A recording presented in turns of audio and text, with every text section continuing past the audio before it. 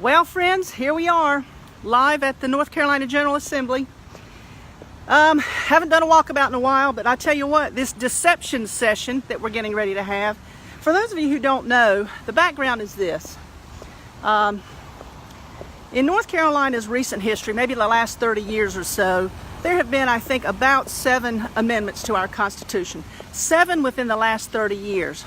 But because the Republican supermajority feels threatened about their voters' enthusiasm, I guess, in this upcoming midterm, we've decided to put, when I say we, not me, they've decided to put 6 constitutional amendments on the ballot. So yes, it is going to look like your Harris Teeter shopping list when you see it. 6 constitutional amendments on one ballot. Now that's unprecedented enough. What they forgot to realize, I guess, is that there is a commission that has been established. It's the the Constitutional Amendment Commission, comprised of Elaine Marshall, who is the Secretary of State, Josh Stein, who is the Attorney General, and Paul Coble, who's legislative director here at the Big House. Well, the political composition of that committee is 2 Democrats and 1 Republican.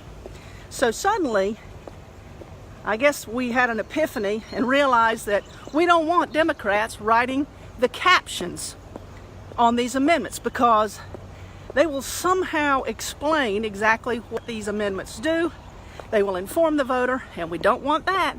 So we're here today on a special session, which, by the way, costs taxpayers, I think, about $50,000 a day.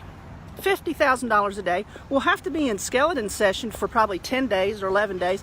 So by my estimation, about, I don't know, a good $500,000 will be spent on this exercise. Now, most of you don't know Elaine Marshall, I'm sure. She's the chairperson. But if you do know her, and I'm privileged enough to know her, she does not suffer fools lightly. And to make the suggestion that she would in any way be compromised, or that she would bear to political pressure that would influence the way she does her job, is ludicrous. That out of a civil servant, I'm sure she's been in public service for 20 years plus with an unblemished record. So to impugn her character, never mind the character of Josh Stein or Paul Coble, is just preposterous. Now listen, I also heard a funny thing yesterday. There was an interview the Speaker of the House gave, and he was asked a question about this special session, and the question was, do you feel like there will be litigation that ensues over this special session?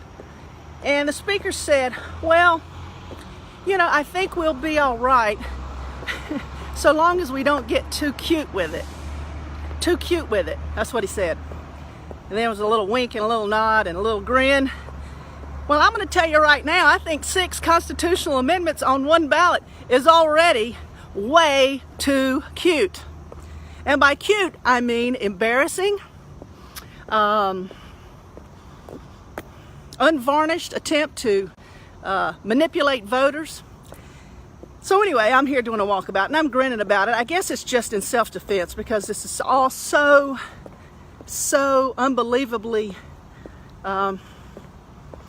targeted at the voter. We've done everything possible to concentrate power at 16 West Jones Street instead of respecting the checks and the balances that are built into our Constitution. I tell you, these midterms couldn't be more critically important. If you don't know that by now, let me please reinforce that with you. If you've never been politically active in your life, I want you to get online right now.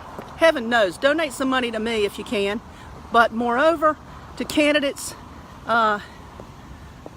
across the state, because volunteer, phone bank, canvass, talk to your neighbors, do whatever is within your comfort zone, and then go beyond that. I can't thank you enough. Just wanted to do this live for you. Depending on what happens here in a minute, I may be back.